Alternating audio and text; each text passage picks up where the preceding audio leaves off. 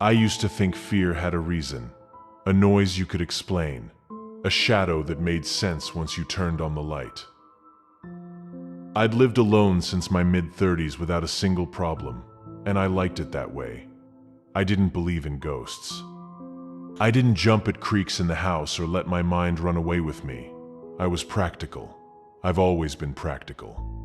Which is why, when it started, I didn't call it fear. Not at first. So when I tell you what happened at that inn, I need you to understand that I sat on this for almost 2 months before I decided to talk about it, because I kept trying to explain it some other way. I kept trying to find the rational version, and I think at some point you just have to accept that there isn't one. My name is Carol. I'm 44. I live in a town called Harlan, which is in eastern Kentucky. Nothing special about it. It's one of those towns that used to have more going on than it does now. I work temp jobs mostly. Data entry, reception work, that kind of thing. The gaps between contracts can stretch a few weeks sometimes, and when that happens, I take whatever I can find. The listing came up on a local Facebook group. A new inn had opened about an hour north of Harlan, somewhere off Route 119, deep into a stretch of forest that runs up toward the Virginia border. The post was short. They were looking for an overnight caretaker, 12-hour shift, 8 in the evening to 8 in the morning. The pay was decent, better than I expected actually. It said the position was temporary while they sorted out the full staffing, and that another employee would cover the day shift. One contact name, Margaret. I sent her a message that night. She called me back the next morning. She explained that the inn had just opened, barely 2 weeks prior, and they were still getting things off the ground. She seemed a little frazzled on the phone, like she had a lot on her plate. She said the inn was small, 20 rooms, set back from the highway. Mostly highway travelers, she said. People passing through from Tennessee heading into West Virginia, or the other way. Also couples sometimes who needed somewhere private and inexpensive. She said it was slow because they hadn't done much advertising yet, and that most nights I'd probably just be sitting at the front desk reading. Without asking a lot of questions, she asked when I could start. I told her I could start that Friday. The drive up there was fine during the day. Route 119 is not an unfamiliar road to me. But when you turn off toward the inn, you go down a 2-lane road through trees that get thick fast, and by October, up there the canopy closes everything off, so it feels like you're driving into the inside of something. I went the first time on a Thursday afternoon just to see the place before my shift. The inn was newer than I expected. Wood paneling on the exterior, dark brown, which made it blend into the tree line. A gravel parking lot in front, with maybe space for 15 cars.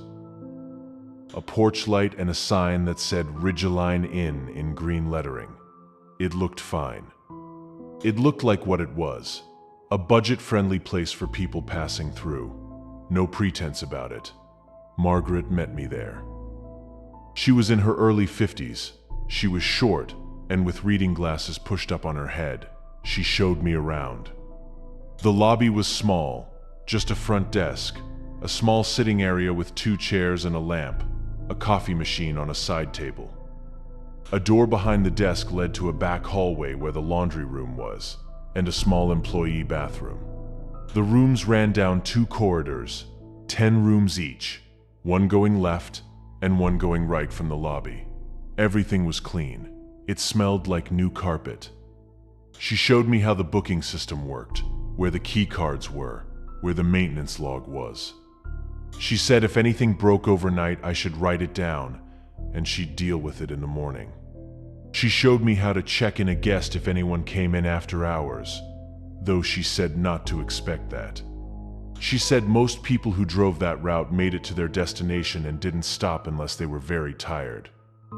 She gave me her cell phone number and said to text her for anything non-urgent, and call her if something was actually wrong.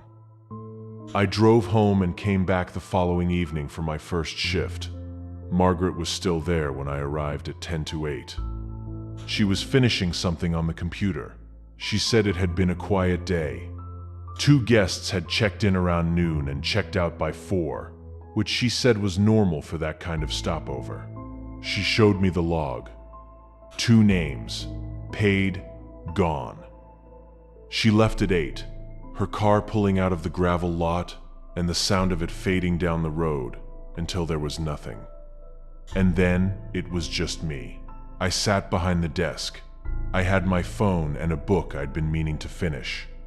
The lobby light was on, and 2 of the lights in the left corridor were on. The others were off. Through the front window, I could see the parking lot lit by the one flood lamp on the exterior wall.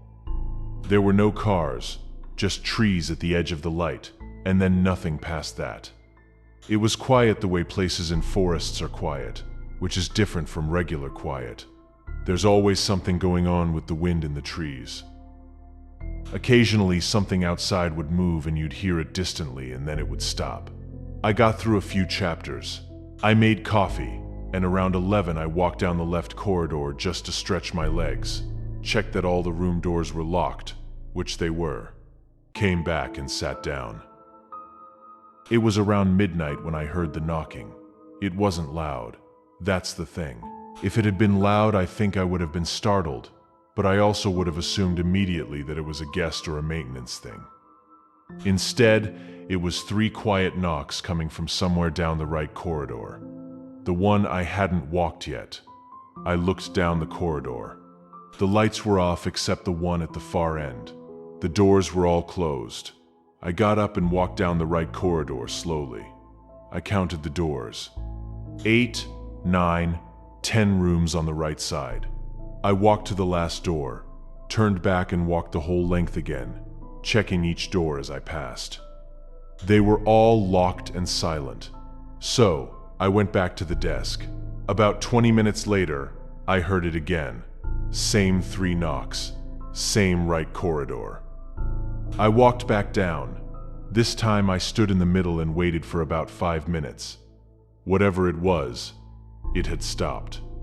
I wrote it in the maintenance log. Possible pipe noise, right corridor. I thought Margaret would probably have an explanation. What kept me from settling back down completely was something I noticed when I was standing in that corridor waiting. The last door on the right, room 20, there was something about it. I can't explain it well. The other doors all had that standard flat look, closed, neutral. That door looked closed, but there was something about the space under it. The gap between the bottom of the door and the floor had no light, which made sense, but it also had no draft. All the other doors had a faint draft coming under them. You could feel it if you put your hand near the floor. Just the air of the building. That last one had nothing, like the room behind it was sealed. Around 2 in the morning I was half reading when I heard something outside.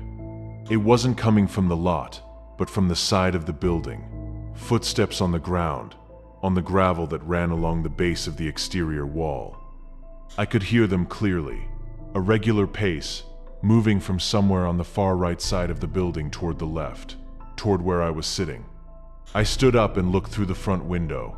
The flood lamp lit the lot normally. There was nothing there. The footsteps kept coming very slowly. They came around to the front of the building, and I moved to the window and looked out, and the lot was empty. The gravel near the front was still. And then they stopped. I stood at that window for a long time, long enough that my neck started to hurt from leaning forward.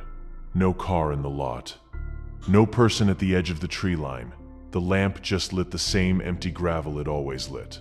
I went back to the desk and texted Margaret. I said, "Everything's fine, just a question. Is there any kind of wildlife around the property that would walk close to the exterior wall?" She didn't respond that night.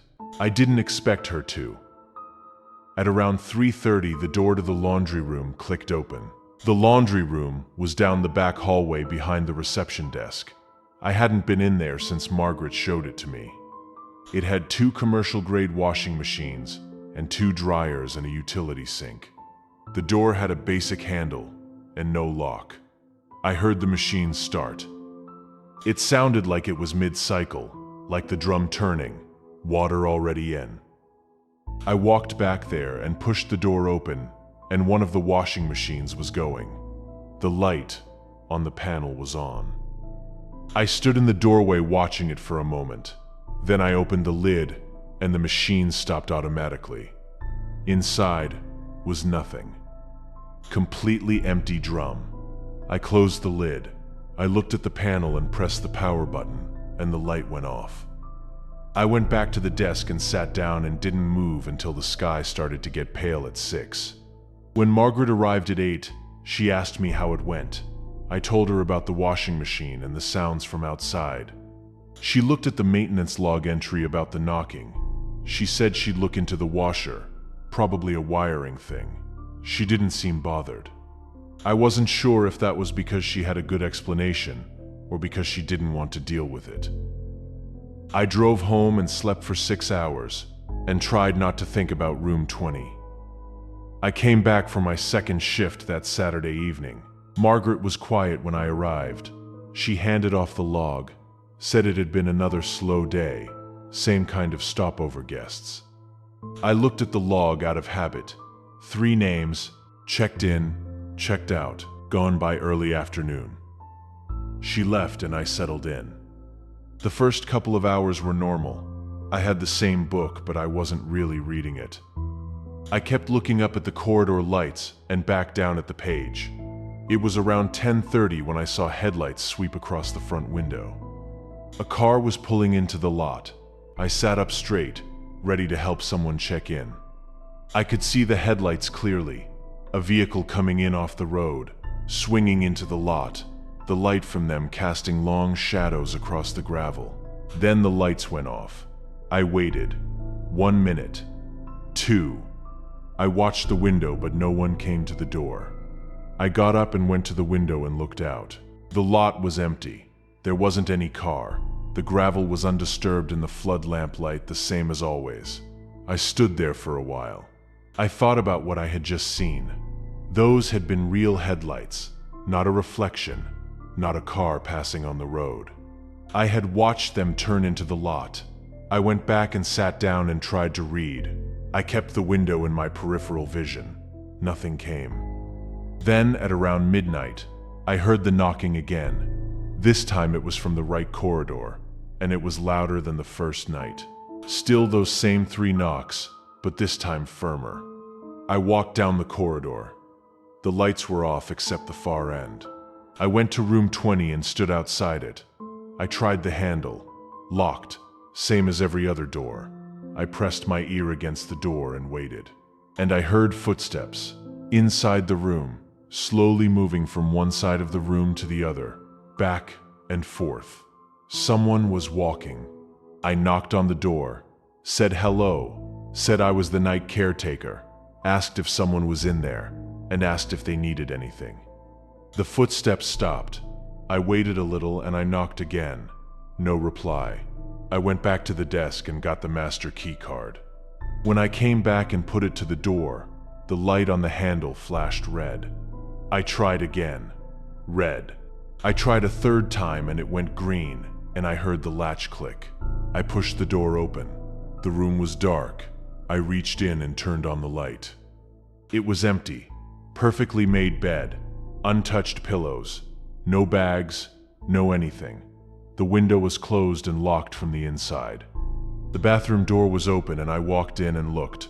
The shower curtain was pushed all the way to one side. Nobody there. I stood in the middle of that room for a moment.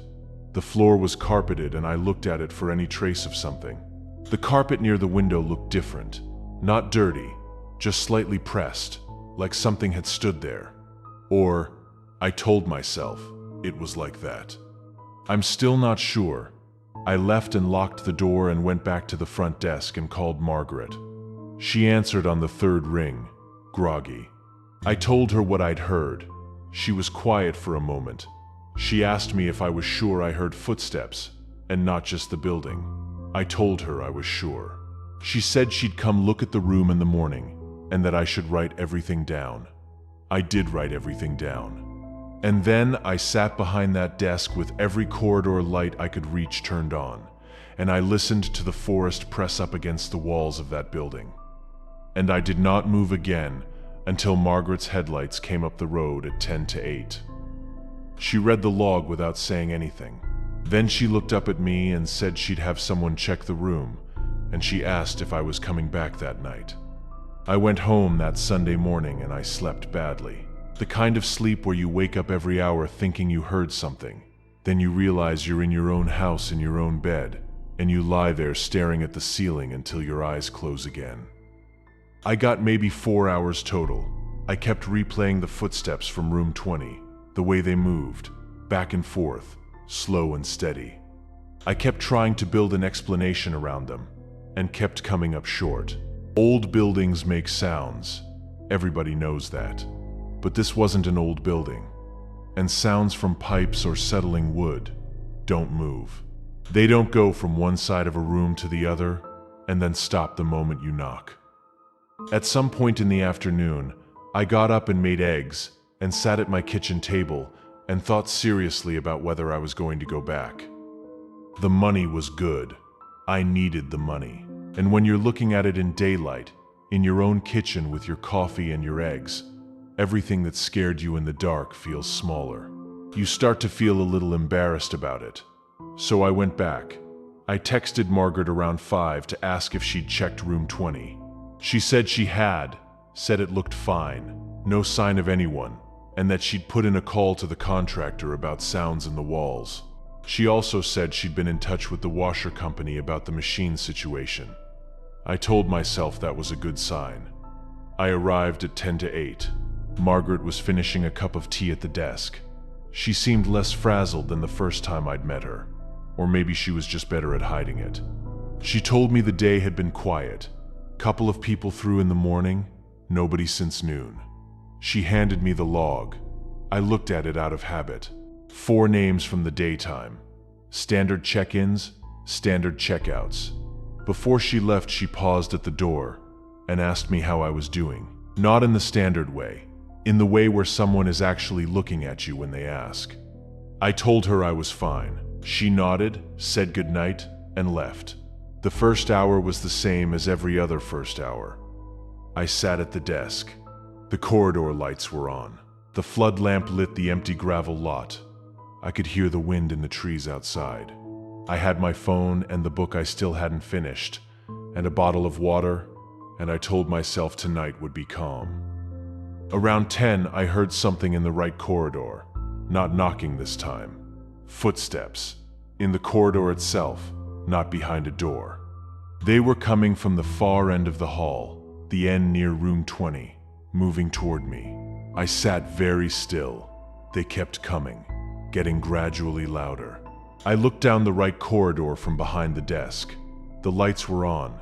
The corridor was empty, but I could hear the steps moving through it. They stopped about halfway down. I waited a full minute before I got up. I walked to the entrance of the right corridor and stood there. All the room doors were closed. The hallway was still. The carpet showed nothing. I stood and listened for another minute and heard only the building's normal quiet. I went back to the desk. About 20 minutes later, I heard them again. This time they were closer, maybe a third of the way down the corridor, and they weren't moving toward me anymore. They were moving back toward the far end, toward room 20. I got up again and walked to the corridor entrance, and by the time I was standing there looking down the hall, the steps had stopped. The carpet in those corridors was a low commercial pile, tight weave, the kind that doesn't really hold a footprint. I looked at it every time. I never saw anything that I could point to and say with certainty that something had been walking there, and that almost made it worse, because it meant I couldn't prove it to myself either way. I went back and sat down. I put my book face down on the desk, and I just sat.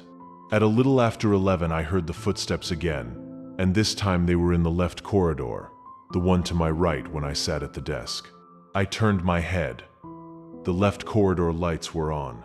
It was empty, but I could hear it, the same even pace, moving from the far end toward where I sat.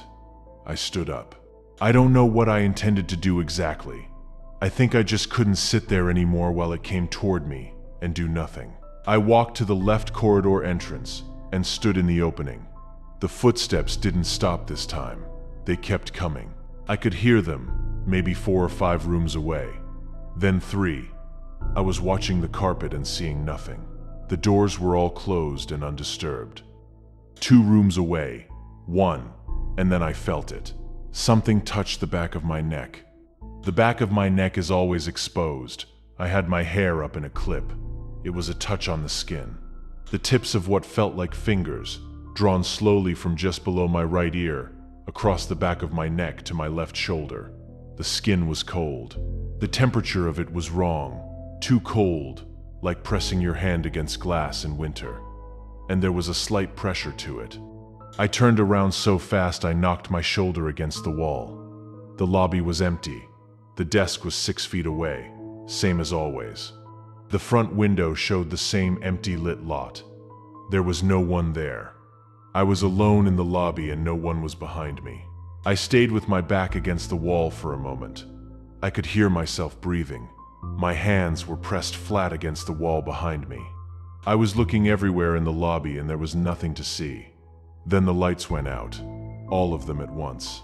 Every corridor light, the lobby overheads, the lamp in the sitting area, the small light over the coffee machine. Just gone, in one instant, and I was standing in the lobby in complete dark. The only light left was the flood lamp outside, pushing a thin, pale rectangle through the front window and onto the lobby floor.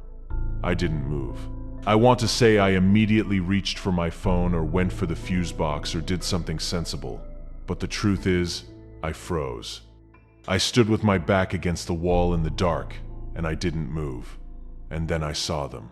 They were in the lobby, standing in the faint light from the window, the shape of a man, standing just past the front desk. He was dark in a way that wasn't just the darkness of the room. Even in the dim light from outside, I should have been able to see some definition, some detail, some edge or shadow or shape that told me what I was looking at. There was nothing like that, just a form standing there the way a person stands. And there were 2 smaller shapes beside him, the height of children. I couldn't tell if they were looking at me. There were no features I could make out. There was nothing to read. They were just there, 3 shapes standing in my lobby in the dark, and the only sound was the wind through the trees outside. I was frozen completely. I know that sounds like something people say when they're exaggerating, but I mean it exactly. I could not make myself move. I was standing against the wall, and I couldn't do anything except look at what was in front of me and try to understand what I was seeing. Then someone whispered in my ear, the way someone sounds when they're close enough that you can feel the warmth of them. Except there was no warmth. The whisper was distinct, clear, 3 words. I got you.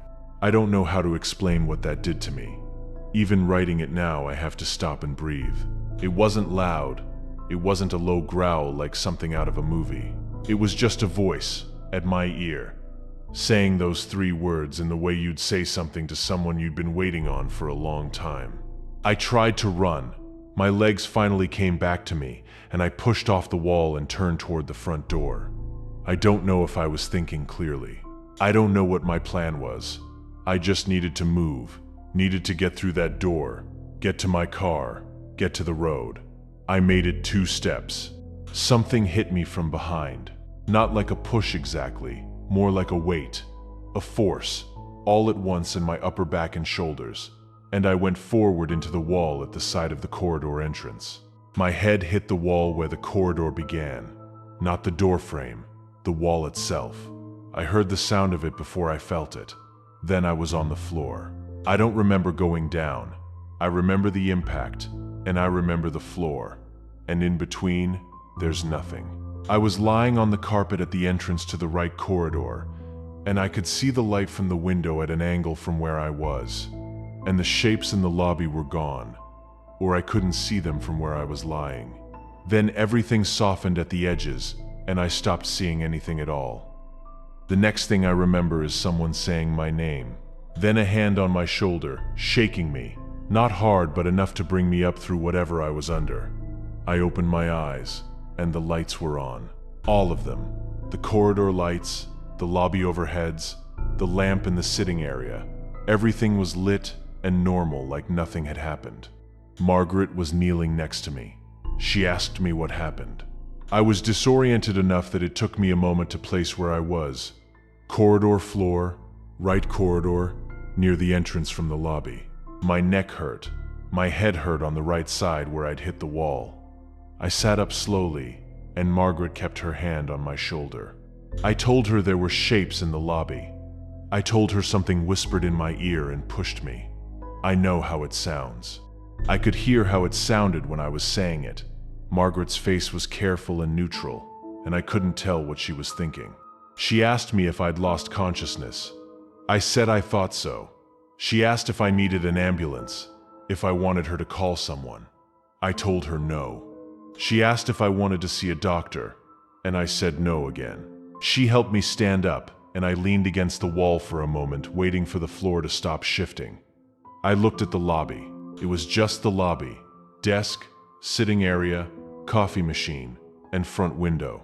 Morning light was starting to come through the window from outside, the lot still visible and still empty. I looked at the spot where I'd been standing when I felt the touch on my neck. There wasn't anyone. Margaret was watching me. She asked me again if I was sure I didn't want someone to come. She didn't say it unkindly, but she also didn't say it like she fully believed what I'd told her. I said I was fine. I picked up my bag from behind the desk where I'd left it. I looked at the desk for my book, and it was there, face down where I'd put it the night before. I picked that up too. Margaret walked me to the door, and I went out into the gray morning air and stood in the parking lot for a moment.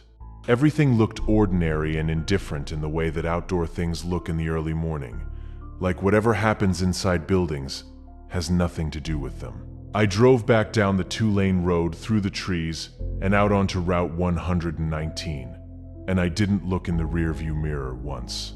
When I got home, I sat in my car in my own driveway for a while. I went inside and took a shower and stood under the water for a long time. Then I sat on the edge of my bed and I texted Margaret and told her I wasn't coming back. I didn't give a long explanation. I just said I was sorry and that I couldn't continue and that she could keep whatever was owed for the last night. She texted back once. She said she understood and she hoped I felt better soon. I never heard from her again after that. I've thought about it a lot in the weeks since. The part I can't settle is the voice. Everything else, the footsteps, the washing machine, the shapes in the dark, I can at least walk up to with some skepticism. A tired person, low light, a building with strange acoustics. I can at least try those explanations on, but the voice was at my ear. Not something I was hearing across a room, or through a wall, or through the fog of being almost asleep. That was right next to me. That was meant for me. I've looked up the Ridgeline Inn a few times since. It has a basic listing online. A couple of reviews from people who stopped for the night said it was clean, nothing special, and there were no complaints. Makes it hard to feel like I'm not just a woman who cracked under a few quiet nights alone in a forest. Except I know what touched my neck. I know what I heard. And I know that whatever was standing in that lobby in the dark, with those 2 smaller shapes beside it, had been there before I arrived, and I think it will be there long after the inn closes. I just hope whoever stops there next doesn't find out the way I did.